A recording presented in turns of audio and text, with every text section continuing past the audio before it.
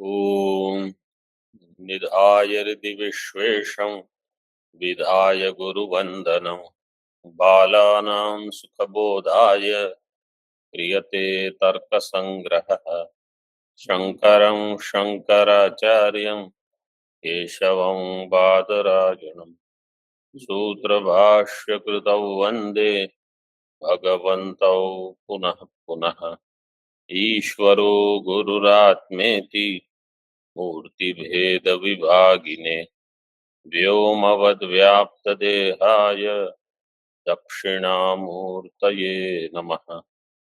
ओम शांति शांति शांति। किरणावली में उपमान प्रमाण पृष्ठ क्रमांक 128 टीका में देखिए।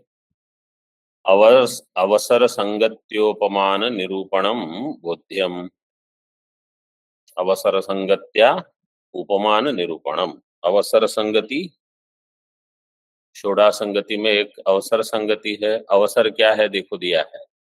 अवसर है प्रतिबंधकी भूत शिष्य जिज्ञासा निवृत्ति उपलक्षित अवश्य वक्तव्यत्वम। ये हमने बताया था जब 6 प्रकार की संगति का वर्णन किया था। एक होती है अवसर संगति, और अवसर संगति का अर्थ भी यही बताया था। अवसर हेतुता अवसरस्त था, वो जो अवसर है उसका अर्थ ये है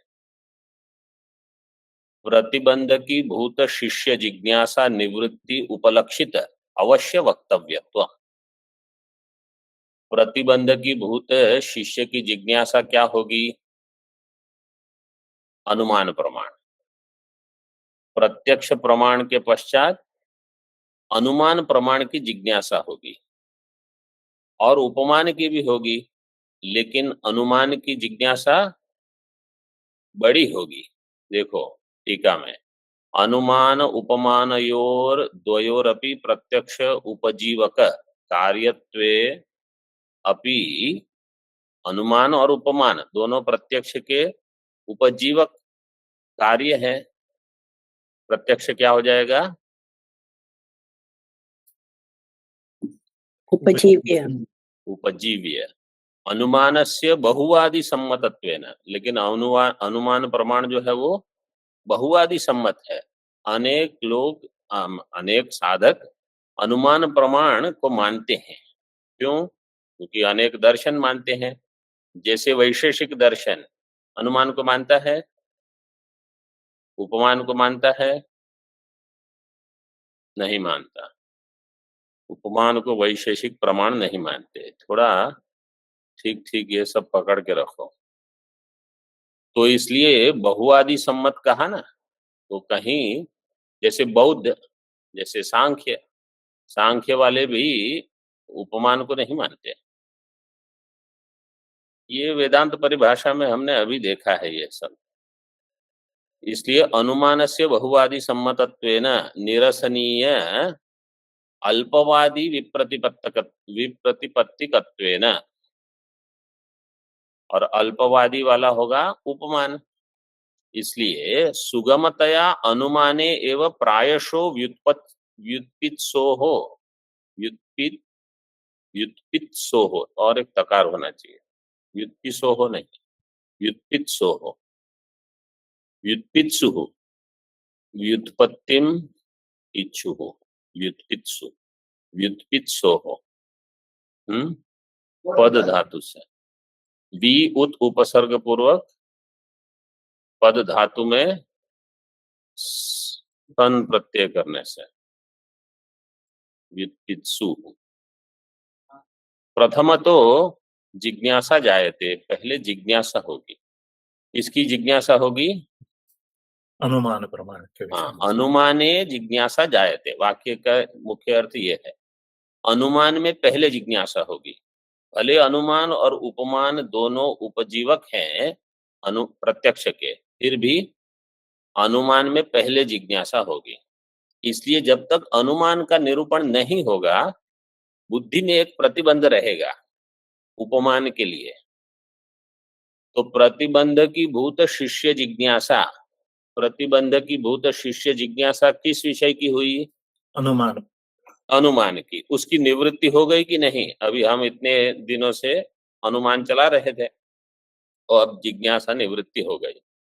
जिज्ञासा निवृत्ति उपलक्षित हो गया उपमान, उसका अवश्य वक्तव्यत्वम, ये हो गई क्या? अवसर संगति। ये हो गई अवसर संगति। इति अनुमान निरूपणेन प्रतिबंध की भूत शिष्य जिज्ञासा निवृत्त्या अवश्य वक्तव्यत्वम उपमानस्य इति अवसर संगत्या अनुमान निरूपण अनंतरम उपमान निरूपणम युक्तम इति भावः। युक्तम इति भावः, बीच में कुछ नहीं होना चाहिए। युक्तम इति के बाद कुछ पूर्ण विराम नहीं है, वो हटा दो। अभी कहते हैं उपमिते है करणम उपमानम।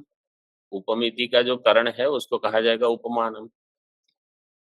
इसकी पदकृत्या करते हैं। मिति पद अनुपादाने उपकरणम शय्यादिकम कुठारादिकम चापि भवति इति। अगर उपमिति करणम में मिति नहीं दोगे तो क्या शब्द हो जाएगा? उपकरण। उपकरणम। उपमिति करणम में मिति नहीं दोगे तो क्या होगा? उपकरणम। तो उपकरण तो बहुत सारे हैं। उपकरणम शय्यादिकम कुठारादिकम च फोनादिकम, ये सब उपकरण है। इनके बिना हम कार्य इतनी सरलता से नहीं कर सकते। अपि भवति इति तद वारणाय, तो उपकरणम उपमानम नहीं है, इसलिए क्या दे दिया? उपमितिकरणम उपमानम तद वारणाय मिति पदम। उपपद अनुपादाने मिति पदेन प्रत्यक्षादिकम आदाय तत्करण इंद्रियेषु अतिव्याप्ति तद वारणाय उपपदम। उपपद अनुपादाने, उपपद अगर नहीं लेते तो क्या हो जाता वाक्य? मितिकरणम उपमानम। तो मितिकरणम, तो मिति तो प्रत्यक्षम में भी जाएगा, अनुमान में भी जाएगा। मिति पदेन प्रत्यक्षादिकम आदाय तत्करण इंद्रियेषु अतिव्याप्ति ही। प्रत्यक्ष आदिकम, आदि से अनुमान ले लो तो उसके कारण इंद्रिय व्याप्ति ये सब में अतिव्याप्ति हो जाएगी। तद वारणाय उपपदम, इसलिए उपपद दे दिया। तो अब हो गया उपमितिकरणम अनुमान। उपमिते तादात्म्येन उपमानत्व आपत्ति वारणाय करणपदम। उपमिते हे तादात्म्येन उपमानत्व आपत्ति। उपमिति करणम उपमानम है, तो उपमिति उपमानम, समझो करण पद नहीं देंगे तो क्या हो जाएगा? उपमिति उपमानम। उपमिति उपमानम कब होगा? उपमिते है तादात्म्य न उपमानत्वात्। अगर तादात्म्य संबंध, जैसे काम है, काम शब्द से हम क्या लेते हैं? काम, संकल्प, विचिकित्सा, वो मन है, अंतःकरण की एक वृत्ति है काम।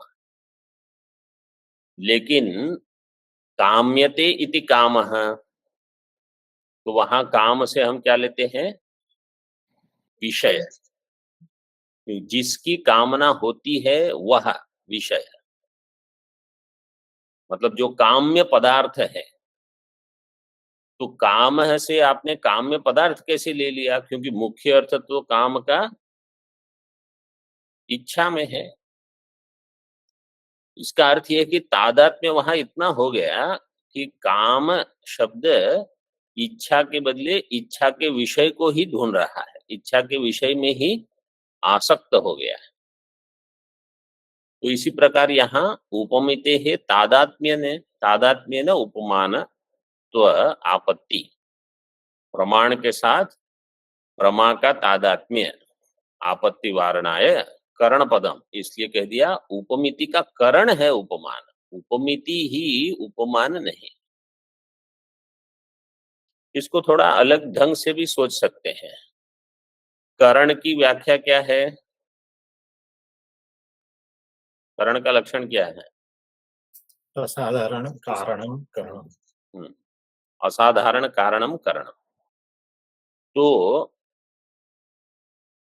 उपमिति का जो करण है उपमान, वो उपमान क्या हो गया? करण। करण का अर्थ है असाधारण कारण। तो उपमान हो जाएगा कारण और उपमिति हो जाएगी कार्य। कार्य। उपमिति होगी कार्य, कार्य कारण संबंध होगा। तो कार्य कारण में तादात्म्य मानते हैं। जैसे घट और कपाल है, उसमें कार्य कारण संबंध है, तो वो तादात्म्य संबंध से मान सकते हैं। क्यों? क्योंकि उसका एकत्व ध्वनित होता है, ज्ञात होता है। तो इसी प्रकार यहाँ पर भी उपमिति और उपमान में तादात्म्य स्वीकार करके अगर कोई उसको एक मान लेता है कि कार्य कारण तो है, तो इसलिए उसकी आपत्ति वारण करने के लिए लक्षण उपमान में चला जाएगा जो कि कारण है। इसलिए कह दिया उपमिति करणम उपमानम। ठीक है। उपमानम नाम सादृश्य ज्ञानम। सादृश्य ज्ञान, सादृश्य का लक्षण क्या है? वो दिया है वहां पंक्ति में, 4 पंक्ति के नीचे, वो पढ़ लिया आपने। तद भिन्नत्वे सति तदगत भूयो धर्मवत्वम। तो उससे भिन्न हो सादृश्य। अगर चैत्र मैत्र का सादृश्य हो तो चैत्र मैत्र से भिन्न हो, और तदगत भूयो धर्मवत्वम, उस जो चैत्र में धर्म है उतने बहुत मात्रा में धर्म मैत्र में भी उपलब्ध हो। ठीक है। अब आगे बताते हैं संज्ञा संज्ञी संबंध। संज्ञा का अर्थ है पदम, संज्ञी का अर्थ है अर्थ। संज्ञा हो गई पदम, संज्ञी है अर्थ। तयोः संबंधः वाच्यवाचक भावात्मकः। इन दोनों के बीच में जो संबंध है वो है वाच्यवाचक भावात्मक। वाच्य क्या होगा? संज्ञी होगा कि संज्ञा होगी? संज्ञी पदार्थ। वाच्य होगा संज्ञी, वाचक होगा पदम संज्ञा। वाच्यवाचक भावात्मकः तस्य ज्ञानम पद पदार्थयोः तादृश संबंध निश्चय स एव उपमिति इत्यर्थः।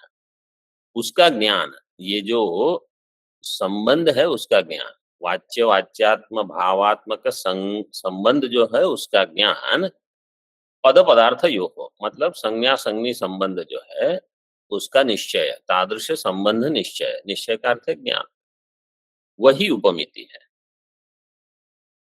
जैसे मोटा मोटा क्या है, गवय शब्द सुना है, मतलब अभी आपके पास पद है लेकिन अर्थ नहीं है, अर्थ आपके बुद्धि में स्फुरित नहीं हुआ, तो किसी ने कह दिया वो सादृश्य धर्म वाला है, कुछ लक्षण बता दिया। जब आप उसको देखोगे तब संज्ञा संज्ञी ज्ञान संबंध निश्चय हो गया, ये है उपमिति। संज्ञा पहले से है, संज्ञी अब मिल गया, स एव उपमिति इत्यर्थः। लेकिन संज्ञी कब मिलेगा? जब सादृश्य से निश्चय होगा। मतलब अगर कोई अन्य लक्षण दे रहा है, उससे अगर निश्चय हो रहा है तो वो सादृश्य ज्ञान नहीं कहा जाएगा। संज्ञा संज्ञी पद अनुपादाने संयोगादावति व्याप्ति ही। अगर संज्ञा संज्ञी ये नहीं दोगे तो लक्षण क्या हो जाएगा? संबंध संबंध संबंध ज्ञानम उपमिति ही, केवल इतना हो जाएगा, संबंध ज्ञानम। तो संबंध ज्ञानम तो संयोग संबंध में भी है, तो इसलिए बताते हैं संयोगादावति व्याप्ति। संयोग भी संबंध है, समवाय भी संबंध है, तस्यापि संबंधत्वात्, क्योंकि ये भी संबंध है। तद वारणाय संज्ञा संज्ञी इति, इसलिए संज्ञा संज्ञी ये दे दिया।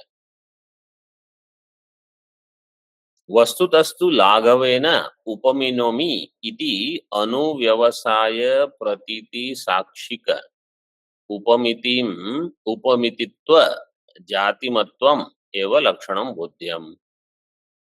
वस्तुतस्तु क्या है, लाघवेन उपमिनोमि इति अनुव्यवसाय प्रतीति साक्षिक उपमितित्व जातिमत्वम एवं लक्षणम। जो व्यवसाय के ज्ञान के पश्चात होगा अनुव्यवसाय ज्ञान। अनुव्यवसाय ज्ञान में अगर ये बुद्धि बन रही है कि उपमिनोमी, मैंने उपमान प्रमाण से ये ज्ञान प्राप्त किया, तो हो जाएगा उपमिति। उसका जो व्यवसाय ज्ञान होगा वो उपमिति होगी। अगर अनुव्यवसाय ज्ञान हो रहा है अनुमिनोमी, तो ज्ञान व्यवसाय ज्ञान की प्रमा क्या होगी, क्या होगी? अनुमान नहीं, अहम अरे इतना लंबा चौड़ा एक शब्द देना है। अनुमिति हाँ, अनुमिति अनुमिति, अनुमान नहीं। अनुमान और अनुमिति में भेद पता होना चाहिए। अनुव्यवसाय प्रतीति साक्षिक उपमितिम, उपमिति वो अनुस्वार नहीं है, अनुस्वार जैसा लग रहा है। उपमितित्व जातिमत्वम एवं लक्षणम बोलते हैं। उसका जो करण है तत्करणम सादृश्य ज्ञान। सादृश्य ज्ञान क्या है? सादृश्य का लक्षण देते हैं। तद भिन्नत्वे सती तदगत भूयो धर्मवत्वम, इसको याद रखना, सादृश्य को बार बार आते रहेगा। यथा गो भिन्नत्वे सती गोगता ये भूयांसो धर्माः श्रृंगादयस तद्वत्वम गवये गो सादृश्यम। जैसे गो भिन्नत्वे सती गोगता ये भूयांसो धर्म, बहुत सारे धर्म जो गो में है वो गवय में भी जो उपलब्ध है। कैसे? श्रृंगादय है, जैसे श्रृंग है, पुच्छ है, चतुष्पाद है, एक द्विशफवत्वम, द्विशफवत्वम, द्विशफवत्वम, ये सब मिल जाएगा। और शासनाधिमत्वम शायद नहीं होगा वहां, क्योंकि वो लक्षण तो केवल गो में जाना चाहिए, गवय में नहीं। लेकिन भूयो धर्म सादृश्य मिल जाएगा। तथा च तादृश सादृश्य प्रकार का व्यक्ति विशेष्य का निश्चय करणम। तो अभी उपमिति का करण क्या होगा? ये सादृश्य प्रकार के व्यक्ति विशेष्य का निश्चय है। सादृश्य हो जाएगा प्रकार और व्यक्ति हो जाएगी विशेष्य। सादृश्य वाला जो व्यक्ति है उसका निश्चय ये है करणम। करणम मतलब उपमानम। तादृश सादृश्य विशिष्ट पिंड निश्चय जन्यम यत् गो सादृश्यो गवय पद वाच्य इति उपदेश वाक्यार्थस्य स्मरणम तदेव व्यापार है। और इसमें एक व्यापार होगा, क्योंकि व्यापारवत असाधारणम कारणम करणम। असाधारण कारण में आपको व्यापार भी जोड़ना पड़ेगा, तो अब व्यापार को भी लेते हैं। सादृश्य विशिष्ट पिंड निश्चय, सादृश्य वाला जो पिंड है ये उसका निश्चय होना कि वो सादृश्य वाला यही पिंड है। निश्चय जन्यम यत् गो सदृशो गवय पद वाच्य अयम पिंड इति उपदेश वाक्यार्थस्य स्मरणम। तो उपदेश वाक्य मतलब जो अरण्यस्थ पुरुष है उसने क्या कहा था? गो सदृशो गवय पद वाच्य, उतना उसका स्मरण होगा, यही व्यापार है। उस स्मरण से क्या होगा? पिंड का निश्चय कि यही गवय है। संज्ञा संज्ञी ज्ञान हो गया। अब व्यापार कहा, उस पर प्रश्न करते हैं। ननु तादृश उपदेश वाक्यार्थ स्मरणस्य पूर्वतन शाब्द बोधजन्य दृढ़ संस्कार जन्यत्वेन तत्र उपमान व्यापारता कथम इति चेत् तादृश उपदेश वाक्यार्थ स्मरणस्य, उपदेश वाक्य का स्मरण हुआ, उपदेश वाक्यार्थ स्मरणस्य पूर्वतन शाब्द बोधजन्य दृढ़ संस्कार जन्यत्व, पहले शाब्द बोध हुआ था अरण्य पुरुष के द्वारा, उसके संस्कार हो गए। तो कुछ याद आ गया, उसको व्यापार इसके साथ जोड़ने की क्या आवश्यकता है? वो पहले बहुत चीज सुनी है, कुछ स्फुरित हो गई, वही पूर्व पक्ष है। पूर्वतन शाब्द बोधजन्य दृढ़ संस्कार जन्यत्वेन, वो दृढ़ संस्कार से जन्य है। तत्र उपमान व्यापारता कथम, उसमें वहां उपमान व्यापारता कहाँ है? उपमान व्यापारता कहाँ दे रहे हैं? इसमें उपमान व्यापारता का निधान कर रहे हैं अथवा उसको रख रहे हैं। उपमान व्यापारता कुत्र? स्मरणे स्मरण है, स्मरण में। हाँ। मतलब ये छोटी छोटी चीजें याद रखना, यहाँ वहां ध्यान मत देते रहो और मुख्य चीज भूल जाओ और फिर हाँ हाँ हाँ पूरा हो गया, बहुत बढ़िया हो गया। इति चेत न तादृश उपदेश वाक्यार्थ स्मरणस्य पूर्वतन शाब्दबोध आहित संस्कारजन्यत्वे अपि तत्र उद्बोधकतया सादृश्य विशिष्ट पिंड दर्शनस्यापि कारणत्वात् भवति तद व्यापारत्वम् अक्षतम् इति। तादृश उपदेश वाक्यार्थ स्मरण, उपदेश वाक्य क्या था? गो सदृशो गवय पद वाच्य। वाक्यार्थ स्मरणस्य पूर्वतन शाब्द बोध आहित संस्कार जन्यत्वे अपि, वो स्मरण संस्कार जन्य तो है ही, फिर भी लेकिन उसका उद्बोधक कौन है? वो सादृश्य विशिष्ट पिंड दर्शन जो है वो उद्बोधक होगा। आपको ऐसे ही स्मरण नहीं होगा, कुछ उसका निमित्त बनेगा। भले वो निमित्त सादृश्य हो अथवा वैदृश्य हो, मतलब बिल्कुल विलक्षण कुछ देख के कुछ और याद आ गया। जैसे समझो आपने एक चैत्र नाम के व्यक्ति को देखा, बहुत ही संस्कारी, मतलब युवा है लेकिन वेष्टी वगैरह पहन के विभूति लगा के रुद्राक्ष माला करके सीधे नमस्कार करता है। बोले हाँ ये चैत्र है। किसी अन्य नगर में गए, वहां एक विद्यार्थी मिला, उसका नाम था चैत्र, और बिल्कुल वो जीन्स पैंट पहन के बाल कलर वलर करके 2-3 बटन खुले रख के सोने की चेन जैसा कुछ लगा के ऐसे घूमते फिरते आया, नमस्कार तो ऐसे करता है। वो ये चैत्र देख के वो चैत्र याद आ जाएगा, सादृश्य भले बिल्कुल ना हो। तो ये भी होता है कि एक ये देखो और एक वो है, ऐसा कहीं हुआ है ना महाभारत में? हाँ महाभारत में, लेकिन कहीं ऐसा प्रसंग है, मुझे याद नहीं आ रहा। अच्छा ठीक है, जो भी हो, लेकिन ऐसा हो सकता है, वो दृष्टांत देंगे आगे उसका भी। तो जो उसका उद्बोधक है, उद्बोधकतया सादृश्य विशिष्ट पिंड दर्शनस्यापि कारणत्वात् भवति तद व्यापारत्वम अक्षतम इति, इसलिए व्यापारत्वम वहां है। क्रमम दर्शयति, ऐसा भी हो सकता है इसका नाम समझो चैत्र न हो मैत्र हो, लेकिन ये दोनों एक ही पिता के संतान हो।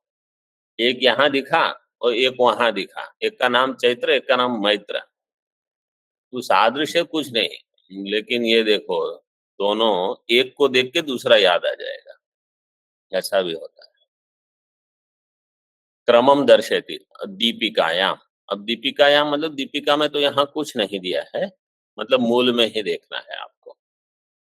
तथा ही इति कश्चित उपमातृत्वेन अभिमतः पुरुषः, कोई एक पुरुष है जो उपमाता बनेगा। उपमातृत्वेन, किसी ने एक श्लोक लिख के भेजा मुझे गुरु पूर्णिमा के समय, प्रदाताय। अब तो प्रदाताय कैसे शब्द बनेगा? प्रदातृ होगा, तृच प्रत्यांत का चतुर्थी, प्रदाताय थोड़ा बनेगा। ये उपमातृ दिया है ना यहाँ, इससे याद आ गया, उपमातृत्वेन अभिमतः पुरुषः। मैंने उनको लिख के भेजा, मैंने कहा ये श्लोक आपके लिए सही है और जो व्याकरण नहीं पढ़ते उन सब के लिए सही है, बाकी इसमें गलतियां हैं। उपमातृत्वेन अभिमतः पुरुषः गवय शब्दवाच्यम गवय पशुम अजानन सन कुतश्चित आरण्यक आप्तोपदेष्टृ पुरुषात् गो सदृशो गवय पदवाच्य। गवय शब्द वाच्य क्या है? गवय पशुम अजानन, अभी उसने गवय को तो देखा नहीं है। कुतश्चित आरण्य का आप्त उपदेष्टु पुरुष है, कोई आरण्य का पुरुष है, आप्त का अर्थ है जिसको पता है गवय क्या है, गो क्या है, ये सब जानने वाला जो है। गो सदृशो गवय पदवाच्य, ये उन्होंने उपदेश दे दिया। इति उपदेश वाक्य श्रवणम कृत्वा वनम गतः, फिर वो वन में गए।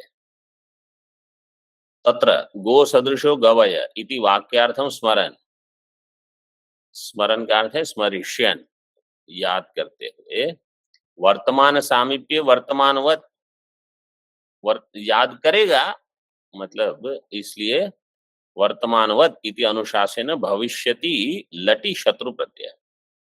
तो स्मरण जो है वो लट लकार में शत्रु प्रत्यय है, लेकिन वास्तव में वो क्या होना चाहिए? स्मरिष्यन। गो सदृशम पिंडम पशु शरीरम पश्यति, वो देखता है गो सदृशम पिंडम, एक पशु शरीर को देखेगा जो गो के जैसा है, वो देखने पर उसको स्मरण होगा। वाक्य अनेन गो सादृश्य विशिष्ट पिंड दर्शनम करणम दर्शितम। गो सादृश्य विशिष्ट पिंड दर्शन क्या हो जाएगा? करण, करणम दर्शितम। वाक्यार्थम स्मरिष्यन इति अनेन वाक्यार्थ स्मरण से व्यापारत्वम दर्शितम, और वाक्यार्थम स्मरिष्यन, तो वाक्यार्थ का जो स्मरण है वो है व्यापार, स्मरण से व्यापारत्वम दर्शितम। तदनंतरम, उसके बाद क्या होगा? सादृश्य दर्शनजन्य वाक्यार्थ स्मरणानंतरम इत्यर्थ। तदनंतरम का अर्थ है सादृश्य दर्शनजन्य वाक्यार्थ स्मरण, उसके अनंतरम अयम गवय पदवाच्य इत्यस्य गवयो गवय पदवाच्य इति सामान्य ज्ञानात्मिका गवये गवय पद शक्ति विषयक निश्चय रूपा उपमिति उत्पत्त्यते इत्यर्थः। गवय पदवाच्य गवय, इस प्रकार की सामान्य ज्ञानात्मिका एक शक्ति निश्चय रूपा उपमिति उत्पन्न होगी। मतलब ये ज्ञान उत्पन्न होगा क्या? कि गवय में, गवय, गवय का अर्थ है ये पशु पिंड जो है, इसमें गवय पद की शक्ति है। तो जो गवय पिंड है वो संज्ञा है कि संज्ञी? संज्ञी। संज्ञी। और गवय पद जो है वो है संज्ञा। तो शक्ति, पद पदार्थ शक्ति, पद पदार्थ के जो संबंध है वो है शक्ति, शक्ति विषयक निश्चय रूपा उपमिति उत्पत्त्यते इत्यर्थ। न तो अयम गवयो गवय पद वाच्य इति विशेष ज्ञानात्मिका। अयम गवयो गवय पद वाच्य, इस प्रकार की शक्ति नहीं होगी। गवये गवय पद शक्ति विषयक निश्चय रूपा, गवय में गवय पद की शक्ति है ऐसे। तथा सती गवयांतरे शक्ति ग्रह अभावात, अगर आपको ये ज्ञान होगा, ये जो पशु विशेष है इसको ध्यान में रखो, ये जो पशु विशेष है, अगर इसमें बुद्धि हुई कि अयम गवयो गवय पदवाच्य, ठीक है, यह जो पशु है वो गवय पदवाच्य, फिर आगे जाके और एक गवय मिलेगा तो क्या कहोगे? अब आप ये नहीं कह सकते कि अयम गवयो गवय पदवाच्य, क्यों? क्योंकि पूर्व गवय जो था उसको गवय पद बोल दिया। तो ज्ञान क्या होना चाहिए?